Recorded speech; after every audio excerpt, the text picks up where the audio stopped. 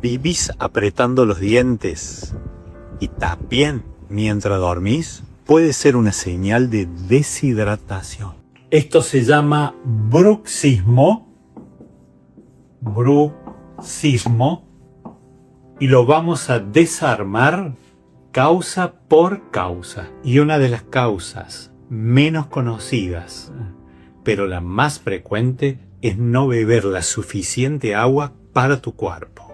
Deshidratación afecta la función neuromuscular y la oxigenación celular.